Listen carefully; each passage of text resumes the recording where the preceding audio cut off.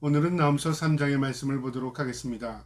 이 3장의 내용은 하나님께서 그 당시 패권국이었던 아수르의 멸망에 대한 경고의 메시지와 함께 그들이 왜 심판을 당할 수밖에 없는가에 대한 원인을 하나님께서 분명히 가르쳐주는 내용입니다. 오늘도 이 말씀을 통해서 하나님이 미워하시는 것이 무엇이며 또 우리가 살아가는 가운데 죄악이 무엇인가를 말씀을 통해서 깨달을 수 있기를 주님의 이름으로 축복합니다. 나훔서 3장 1절에 화 있을진저 피의 성이요 그 안에는 거짓이 가득하고 포악이 가득하며 탈취가 떠나지 아니하는도다. 하나님께서 니누의 성을 뭐라고 말하냐면 피의 성이랍니다. 남을 죽이는 것을 죄로 여기지 않고요. 그 잔인함, 그 포악함에 대해서 피의 성이라고 말합니다. 그러면서 거짓이 가득하고 포악이 가득하고 탈취가 떠나지 않는답니다. 거짓과 속임수로 다른 나라를 빼앗고 다른 사람의 물건을 착취하고 자신의 이익을 위해서 남을 괴롭히는 것. 하나님 그거 다 아신다 그 말이죠. 이 나라가 그런 나라였다 그 말입니다. 때로는 하나님께서 이 아수르를 통해서 하나님의 백성들을 경고하기도 했지만 하나님께서 이 아수르를 그대로 놔두지 않습니다. 반드시 하나님 심판하십니다. 그러면서 하나하나 그들에게 지적하는 겁니다. 너희들은 너무 잔인하게 너희의 이웃 나라를 탈취했다. 너는 피의 성이다. 그리고 포악했다. 그리고 너희는 너희의 이익을 위해서 남을 짓밟았다. 하나님께서 분명히 그 죄악을 하나님께서 지적하십니다. 그러면서 2절에 휙휙하는 채찍 소리, 윙윙하는 병거 바퀴 소리, 뛰는 말, 달리는 병거, 이 모두 전쟁에서 나는 소리죠. 말 타는 소리, 그 다음에 마차가 굴러가는 소리, 근데 칼이 부딪히는 소리, 이 모두 전쟁이 지금 휘말린다 그 말이죠. 3절에 충돌하는 기병, 번쩍이는 칼, 번개 같은 창, 죽임을 당하는 자의 때, 죽음의 큰 무더기, 무수한 시체요. 사람이 그 시체에 걸려 넘어지니 이 전쟁이 얼마나 잔인하고 이 전쟁이 얼마나 참으로 비참했냐면요. 시체 때문에 전진을 못하는 겁니다. 시체 더미 때문에. 그만큼 사람이 많이 죽는 전쟁에 휘말리게 되고 결국은 아수르, 그 당시에 패권국이었던 아수르도 하나님의 심판을 받게 된다 그 말입니다. 전쟁의 주인이 하나님이십니다. 우리는 때로는 무기가 좋아서 전쟁에 이길 것 같고 군사력이 좋아서 경제적으로 부강하기 때문에 이길 것 같은 착각에 빠집니다. 그러나 성경을 보게 되면요. 전쟁의 주인이 하나님이십니다.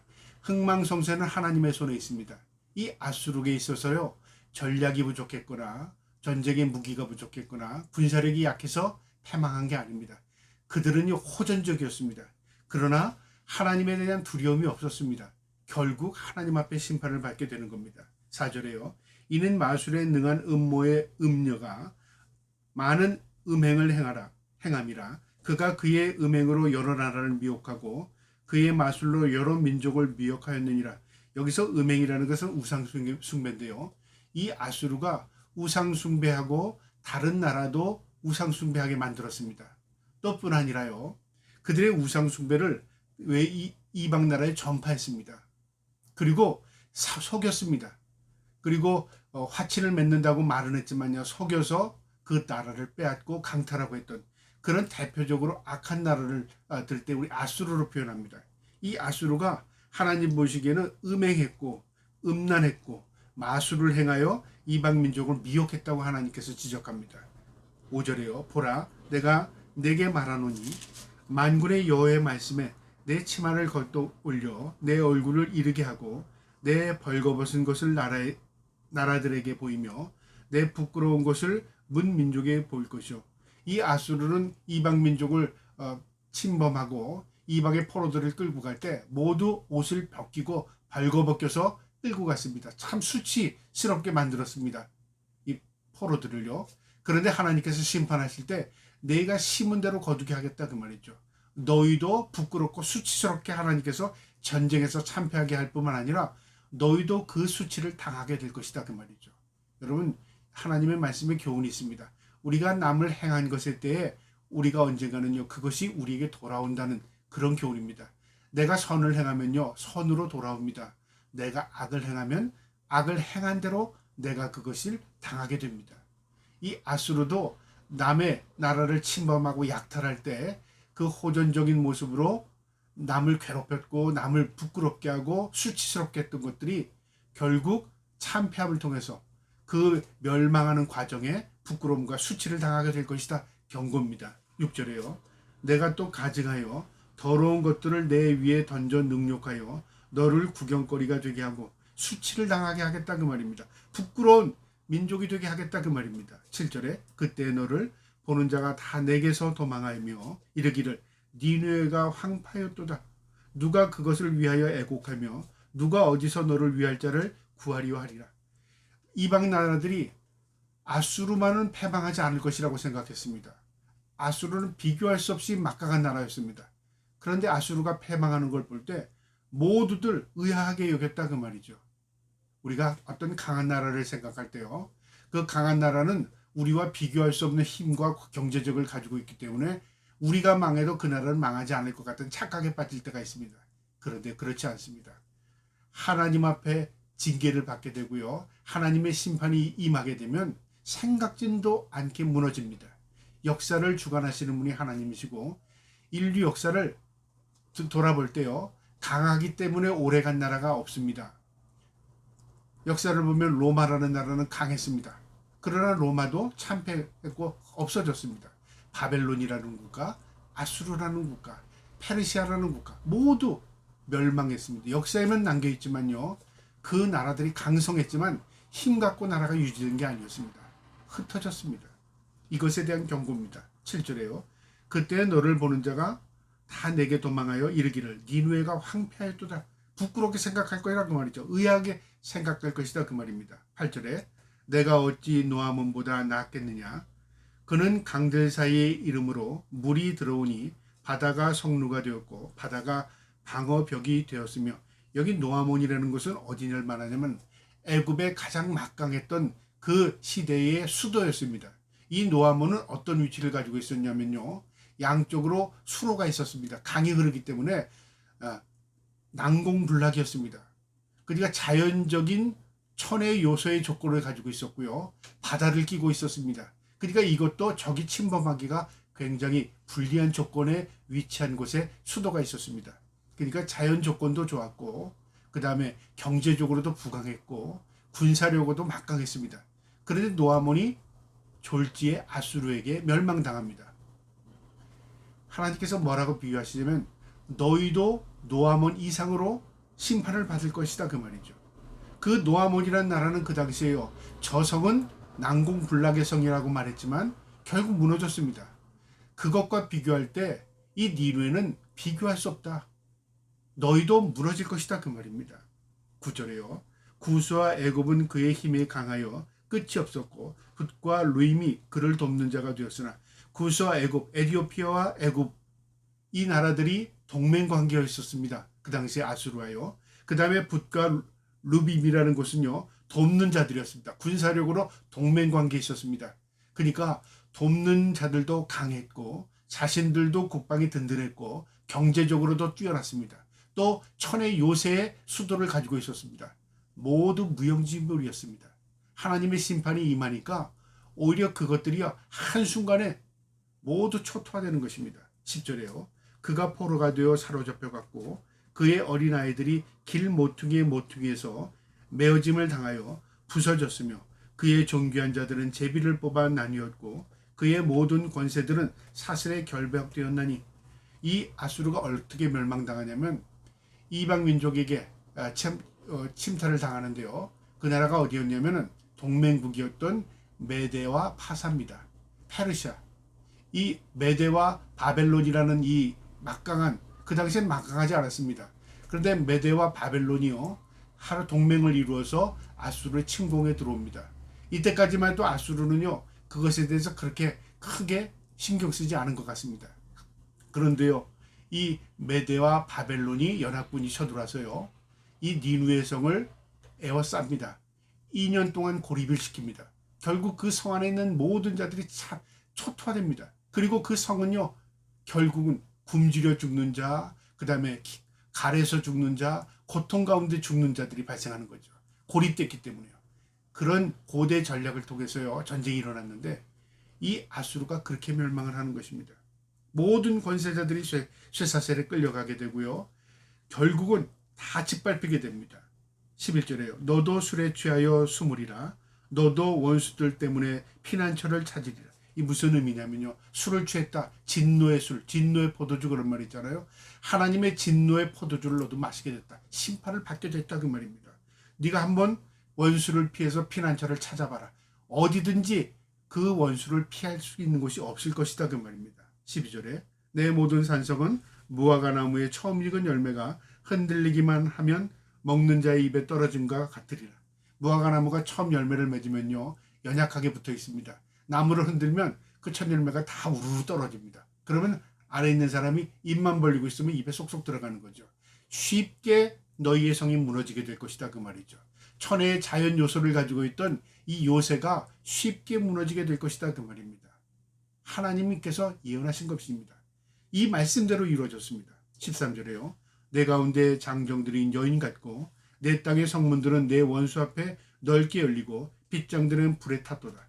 그 당시에 어떤 일이 벌어졌냐면요. 용사들이 성을 지키지 못한 겁니다. 다 두려움에요. 그래서 적들이 오니까 성을 열어주는 경우가 있었고요. 성이 불이 탔습니다. 적들이 에워싸고 있다가 불화살을 쏘니까 그 불화살들이 다 나무에 박히면서 이 성문이 불이 탄 겁니다. 그러니까 자연적으로 소실되니까 문이 열려버린 거죠. 그러니까 순식간에 이 메대 바벨론 군대가요 한 번에 물밀듯이 밀려 들어간 겁니다. 초토화돼 버린 겁니다. 14절에 너는 물을 길어 에워싸인 곳을 대비하여 너의 산성들을 견고하게 하며 진흙이 들어가는 흙을 밟아 벽돌 가마를 수리하라. 이게 뭐냐면요. 너희가 아무리 성을 견고하게 쌓고 아무리 대비를 할지라도 하나님의 심판은 피할 수 없다 그 말입니다. 여러분 우리에게 주는 교훈입니다.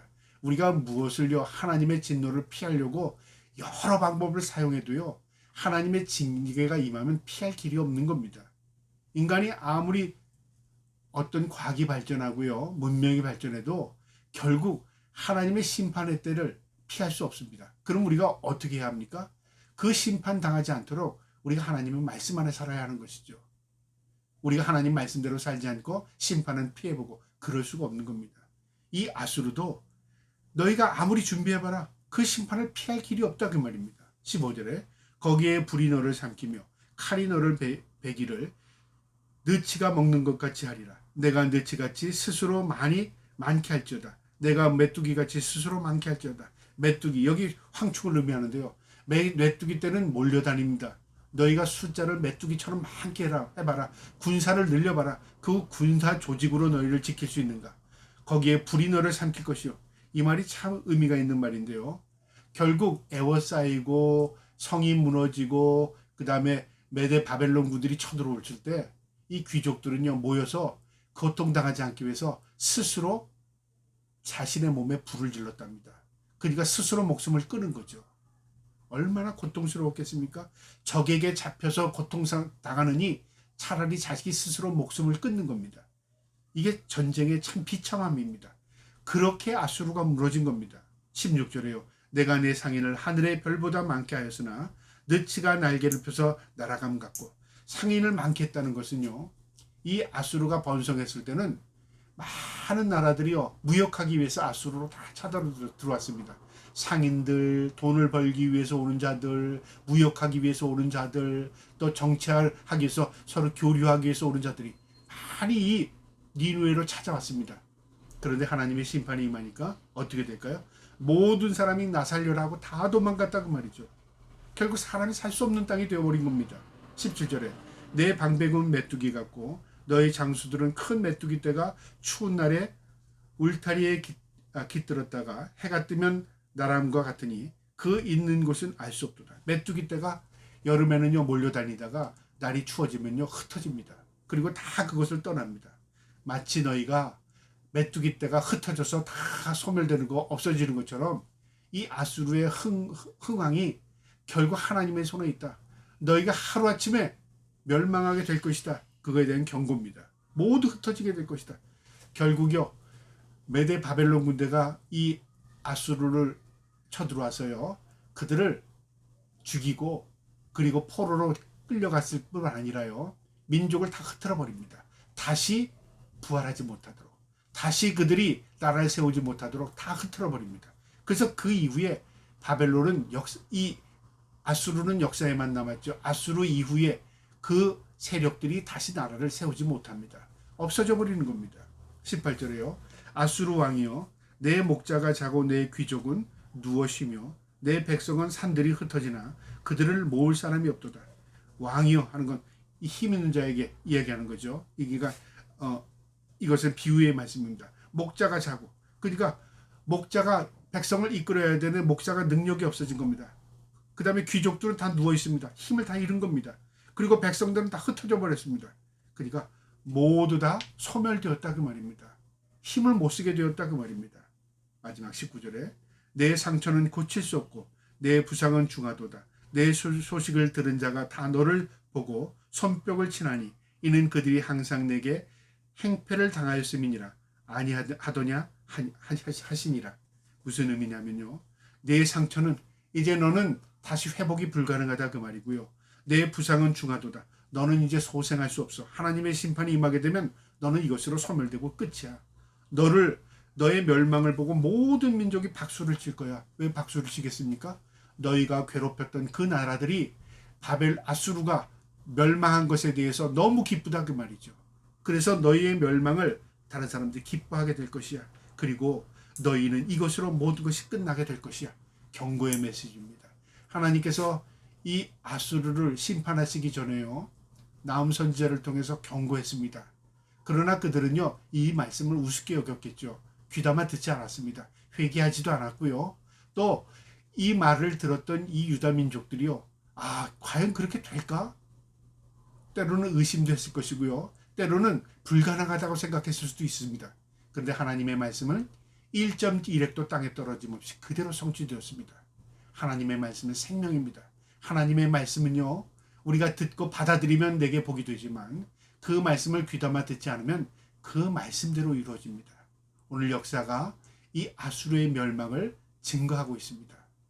오늘도 이 말씀을 우리의 마음에 새기고요. 하나님의 말씀을 귀대하며 들을 때 그곳에 생명이 있음을 깨달을 수 있기를 주님의 이름으로 축복합니다. 아멘.